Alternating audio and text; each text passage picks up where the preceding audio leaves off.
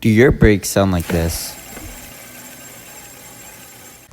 If so, this video is for you. In this video, I will show you the two most common disc brake problems, and of course, we will learn how to fix them. Now, before we go any further, I have to say that this video only applies to bikes with hydraulic disc brakes. In these systems, the pads are brought together via a hose and hydraulic fluid. This is as opposed to mechanical disc brakes, where the pads are pulled together via a cable. There are many more benefits to hydraulic systems, but that is a topic for another video. Comment down below right now if you want to see that video. While you're there, you might as well make sure that you like and share this video, and of course that you have subscribed. In any case, let's begin with the easiest way to fix this problem. First, you want to loosen these two bolts on the caliper that attach the caliper to the frame/fork. You don't have to completely take them out, just a turn or two will do.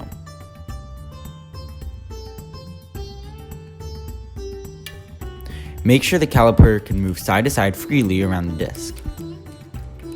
Here's the important part. Hold the brake lever down. While you're holding the brake lever down, tighten the bolts. If you let the lever go, it won't work.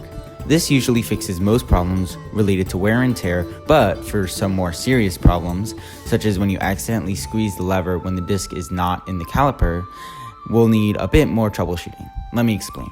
When the lever is squeezed on hydraulic systems, the fluid pushes through the caliper, pushing the pistons. Without the disc to push against, the piston will go into the slot where the disc goes when you insert the tire. This could almost mean it's impossible to insert the tire, or that the disc will rub and continue to make that dreaded noise. To fix this, you will need a pair of pliers and a hex wrench. Let's begin by taking the pads off the pistons. To do this, use your pliers to pull the tab together and push the pin through.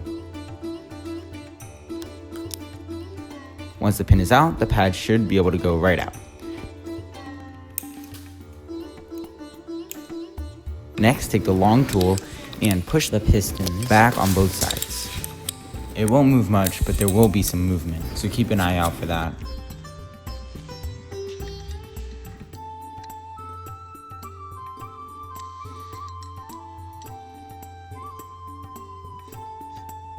Reinstall the pads by putting the pads back into the pistons and reinstalling the pin, but rather than pushing the two tabs together, pull the larger tab apart and see if it works.